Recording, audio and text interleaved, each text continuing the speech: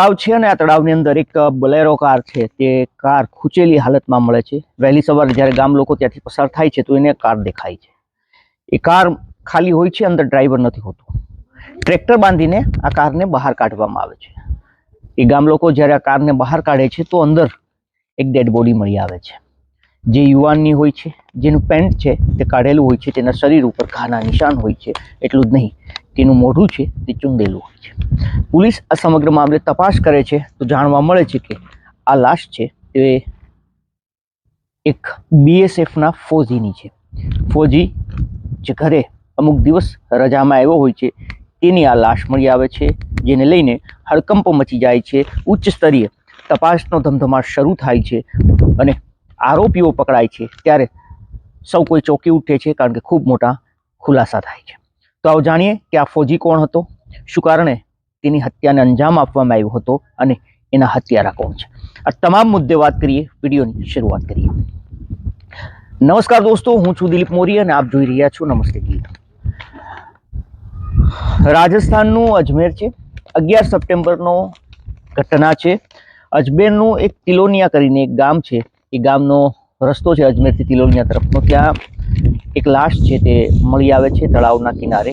જે ગાડી હોય છે, બંધ ગાડી ખૂંચેલી હોય છે તળાવની અંદર, અને એને ગામ લોકો છે તે જોઈ છે, ત્યારબાદ બહાર કાઢે છે તો તેમાં એક યુવાન મળી આવે છે, જેનું પેન્ટ નથી હોતું, શરીરમાં ઘાના નિશાન હોય છે, તેનું મોઢું ચૂંદેલું હોય છે।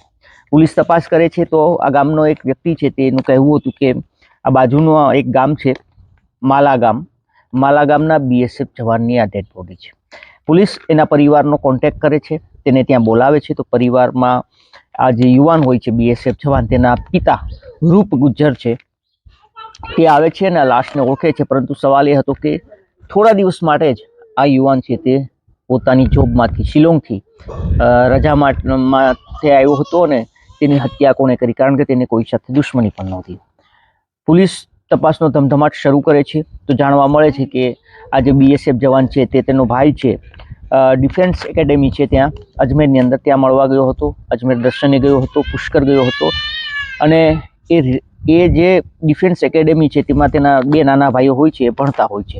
આ એકેડેમીનો ડિરેક્ટર હોય છે શંકર ઠાકુર, જે કહે છે કે આ વ્યક્તિ આવ્યો હતો તેની સાથે તેનો એક ભત્રીજો હતો જીતુ ગુજ્જર, આ તેનો ભત્રીજો હતો। એ સિવાય તેના સાથે 2 કોઈ લોકો હતા, એ ગાડીની અંદર બેઠા હતા। એ જ્યારે અહીંયા એકેડેમી આવ્યા ત્યારે આ બંને સાથે આવ્યા હતા। જીતુની ઓળખાણ મારી સાથે કરાવી અને મેં એને ચા પણ પાઈ। ગાડીમાં જે લોકો હતા એની ખબર નથી, કારણ કે એને ચાનું કહેવામાં આવ્યું હતું, પરંતુ તે પીવા ન આવ્યા, જેથી કરીને ગાડીમાં તેને ચા મોકલાવી હતી। પરંતુ જીતુ પણ ગાયબ હતો, તમામ લોકો ગાયબ હતા। આ જે પરિવાર છે તે ડેડ બોડી લેવાનો ઇનકાર કરે છે, હંગામો કરે છે। સવાલ એ પણ હતો કે ફૌજીની સાથે હતા એ લોકોનું શું થયું, એને કોઈએ મારીને ફેંકી દીધા કે શું। તમામ મુદ્દે હવે પોલીસે તપાસનો ધમધમાટ શરૂ કર્યો હતો।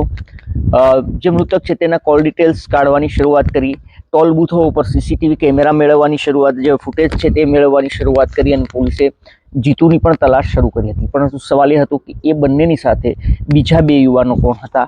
પોલીસને એવું લાગતું હતું કે એ જે 2 વ્યક્તિ હતા શાયદ તે એણે આ વ્યક્તિને મોતને ઘાટ ઉતાર્યો હોઈ શકે। આ લોકોના ફોન છે તે ટ્રેસમાં પોલીસ છે તે નાખે છે અને આખરે જે જીતુ હોય છે તે મળી આવે છે। જીતુ અજમેરની અંદરથી મળી આવે છે, અને આ સિવાય તેની સાથે 2 વ્યક્તિ છે જે પણ મળી આવે છે કિશનગઢથી। એ બંને વ્યક્તિ હોય છે, આ બંને વ્યક્તિ તેની સાથે હોય છે તે કિશનગઢથી મળી આવે છે। એકનું નામ હોય છે રામ અવતાર અને બીજાનું નામ હોય છે હનુમાન। આ બંને પણ મળી આવે છે અને પોલીસ આ તમામને પકડે છે ત્યારે ખૂબ મોટા ચોંકાવનારા સનસનીખેજ ખુલાસા થાય છે। મૃતક જે ગુજ્જર છે, પ્રધાન ગુજ્જર, તેના પિતાનું નામ છે રૂપ ગુજ્જર। આ લોકો છે તે માલા ગામની અંદર રહેતા હોય છે, પરંતુ તેના પિતા છે જે રૂપ ગુજ્જર તે ખેતી કરીને ગુજરાન ચલાવતા હોય છે, ખેડૂત હોય છે। તેના 2 દીકરા છે તે ડિફેન્સ એકેડેમીમાં ભણતા હોય છે, જ્યારે તેનો આ એક છોકરો છે પ્રધાન ગુજ્જર તે બીએસએફમાં જોડાઈ ગયો હોય છે, જેથી કરીને તેના ઘરની પરિસ્થિતિ પણ સારી થતી જાય છે। પરંતુ તે તેના આસપાસના જે તેના સગા સંબંધી ભાઈઓ છે તેની સાથે બોલતા નથી હોતા, તેનો ભાઈઓની સાથે તેનો વ્યવહાર નથી હોતો। પરંતુ જ્યારે આ પ્રધાન ગુજ્જર છે તે રજામાંથી ઘરે આવતો ત્યારે તે જીતુ ગુજ્જર છે જે તેના કાકા તેના ભાઈનો દીકરો જેની સાથે તેના પરિવારને બનતું નથી, પરંતુ જીતુ સાથે બનતું, કારણ કે પ્રધાન એવું માનતો કે પરિવારોમાં હોય છે આવું, પરંતુ તેના કારણે અન્ય લોકોને ન બોલાવવા એવું નથી, જેના કારણે તેને જીતુ સાથે સારું બનતું. જીતુના પ્રધાન ગુજ્જરના લગ્ન થઈ ચૂક્યા હતા, તેને એક 1.5 વર્ષનો અને એક 3 વર્ષનો દીકરો છે, પરંતુ જીતુના લગ્ન થાય છે અને જીતુની પત્ની છે તે બેહદ ખૂબસૂરત હોય છે. જ્યારે પ્રધાન ગુજ્જર રજામાં ઘરે આવે છે ત્યારે તે જીતુના પત્નીને જુએ છે તો તે તેના ઉપર મોહી જાય છે, અને જીતુની પત્ની પણ છે તેને પ્રધાન ગુજ્જર છે તેને ગમતો હોય છે, જેથી કરીને આ બંને વચ્ચે સોશિયલ મીડિયાની અંદર વાતચીતની શરૂઆત થાય છે. જ્યારે પ્રધાન ગુજ્જર છે તે આવતો ત્યારે જીતુને તો મળતો, પરંતુ તે આ લોકો સાથે પણ સમય પસાર કરતો, પરંતુ જ્યારે તે જોબ ઉપર હોય ત્યારે સોશિયલ મીડિયાની અંદર આ બંને વચ્ચે વાતનો સિલસિલો શરૂ થાય છે. જીતુ ગુજ્જરને આની ખબર પડે છે કે પ્રધાન ગુજ્જર છે તેની પત્ની સાથે વાત કરે છે. તે તેની પત્નીને સમજાવે છે કે તેની સાથે વાત ન કરતો. તેની પત્ની કહે છે કે પ્રધાન છે તે સારો માણસ છે ને આમ પણ ક્યાં તે રોજ અહીંયા આવે છે, તો વર્ષે 6 મહિને એક વખત ગામમાં આવે છે 4-5 દિવસ માટે, તમને શું પ્રોબ્લેમ છે? છતાંય કહે છે કે તું તેની સાથે વાતચીત કરવાનું બંધ કર, પરંતુ તેની પત્ની છે તે નથી માનતી. સોશિયલ મીડિયાની અંદર વાત કરતી હોય છે, ફોનની અંદર વાત કરતી હોય છે, અને તેને બિલકુલ ગમતું નથી. 2 વર્ષ સુધી જીતુ ગુજ્જર છે તે આ કારણે તેની પત્ની સાથે નથી બોલતો. આખરે બંને વચ્ચે સમાધાન થાય છે. પેલી કહે છે કે હું પ્રધાન ગુજ્જર સાથે વાત નહીં કરું, પરંતુ છતાં પણ તે વાતચીત કરતી હોય છે અને પ્રધાન ગુજ્જર છે તેને એવી પોસ્ટો કરતો હોય છે, એવા વિડીયો મોકલતો હોય છે, ઘણા બધા ન્યૂડ વિડીયો અથવા તો અન્ય વિડીયો હોય છે જે ચોંકાવનારા વિડીયો હોય છે, તે તેની પત્નીને મોકલતો હોય છે. આ વાતની જાણ જીતુને થાય છે અને જીતુ છે ત્યારબાદ પ્લાન બનાવે છે. તે તેની પત્નીને ખૂબ સમજાવે છે, પરંતુ તે માનતી નથી. ત્યારે તેને નક્કી કર્યું કે હવે પ્રધાન ગુજ્જરને જ વચ્ચેથી હટાવવાનો છે, જેના કારણે તે તેના 2 દોસ્તોની મદદ લે છે. એકનું નામ હોય છે રામ અવતાર અને બીજાનું નામ હોય છે હનુમાન. આ તમામ લોકો છે તે પ્રધાન ગુજ્જરને મારવા માટેના પ્લાન બનાવી ચૂક્યા હોય છે, અને પ્રધાન ગુજ્જર છે તે 10 સપ્ટેમ્બરના રોજ તે પોતાના ભાઈઓને મળવા માટે અજમેર દર્શન માટે જતો હોય છે. ત્યારે તેને કિશનગઢની અંદર જીતુ ગુજ્જર રસ્તામાં મળે છે અને એ કહે છે કે મારે એ તરફ અજમેર જવું જ છે, તો એની સાથે બેસી જાય છે. જ્યારે તેના 2 દોસ્તો હોય છે પ્લાન મુજબ, રામ અવતાર અને હનુમાન, આ બંને છે તેને ઓલરેડી તે કહી ચૂક્યો હોય છે કે તમે અજમેર પહોંચી જાઓ.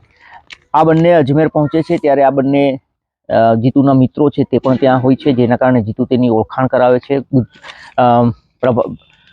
પ્રધાન ગુજ્જર સાથે અને તેને પણ ગાડીમાં બેસાડી લે છે. ત્યારબાદ તે લોકો પુષ્કર જાય છે. પુષ્કરની અંદર ખૂબ દારૂ પીવે છે. ત્યાંથી આવે છે ત્યારે તે ડિફેન્સમાં તેના ભાઈઓ હોય છે તેને મળે છે ને ત્યાંથી ફરી રવાના થાય છે. તો રસ્તામાં ખૂબ દારૂ પીવે છે અને એક જગ્યા ઉપર કાર રોકે છે. કાર રોક્યા બાદ ફૂલ સાઉન્ડ કરે છે ટેપનું અને તમામ ડિસ્કો કરતા હોય છે. આ સમયે જીતુ છે તે પાછળથી જોરથી એક લાકડીનો ઘા છે તે પ્રધાનના માથામાં મારે છે. માથામાં માર્યા બાદ તે બેભાન થાય છે. તેનું પેન્ટ કાઢવામાં આવે છે અને તેની સાથે ન કરવાનું વર્તન કરે છે. ત્યારબાદ તેને મોતને ઘાટ ઉતાર્યા બાદ તેનો ફોન લઈ લેવામાં આવે છે, તેને ગાડીમાં નાખવામાં આવે છે ને આ ગાડી સાથે તેનો ખેલ ખતમ કરવાનો હતો, મતલબ કે પોલીસને પણ લાશ ન ઓળખાય એવું કરવાનું હતું, જેના કારણે મોઢું તો ઓલરેડી તેને પહેલેથી જ કચડી નાખ્યું હતું. લાશને લઈને અન્ય જગ્યા ઉપર લઈ જવાતી હોય છે ત્યારે આ નદીનું જે તળાવ છે, તળાવની સાઈડમાં આ ગાડી છે તે ખૂંચી જાય છે અને નીકળતી નથી, જેના કારણે આ તમામ લોકો છે ત્યાંથી નીકળી જાય છે, પરંતુ પ્રધાન ગુજ્જરનો ફોન અને ગાડીની ચાવી પણ સાથે લેતા જાય છે, જે રસ્તામાં ફોનને તોડી નાખવામાં આવે છે અને આમ હત્યા કર્યા બાદ આ તમામ લોકો ફરાર થાય છે. પરંતુ પોલીસ છે તે આ તમામને ઝડપી પાડે છે અને આ ચોંકાવનારો ખુલાસો છે તે બહાર આવે છે. આડા સંબંધની આશંકાએ આ ફૌજીની હત્યા તેનો જ ભત્રીજો છે તે કરી નાખે છે. દોસ્તો, અમારો હેતુ કોઈને નુકસાન પહોંચાડવું કે બદનામ કરવું કે કોઈની લાગણી દુભાવવાનો નહીં, પરંતુ આપને સચેત અને જાગૃત કરવાનો છે. એક ફૌજી છે જેની હત્યા આ સંબંધોના કારણે તેના જ ભત્રીજાએ તેને મોતને ઘાટ ઉતાર્યો અને આ તમામને પોલીસે પકડ્યા છે. ઘટના 11 સપ્ટેમ્બર 2019ના રોજ બની હતી અને આ તમામની ધરપકડ છે તે 17 સપ્ટેમ્બર 2019ના રોજ પોલીસે કરી હતી. આપને આ વિડીયો કેવો લાગ્યો ચૂકથી આપને કમેન્ટ કરીને જણાવજો અને આવા જ ક્રાઇમની અવનવી ઘટનાઓ માટે આપ અમારી યુટ્યુબ ચેનલ નમસ્તે ગીરને સબસ્ક્રાઇબ કરો. અગર આપ વિડીયો ફેસબુક અથવા ઇન્સ્ટાગ્રામ પર જોતા હોય તો ફોલો કરો. ફરી મળીશું, ત્યાં સુધી રજા આપશો. ધન્યવાદ.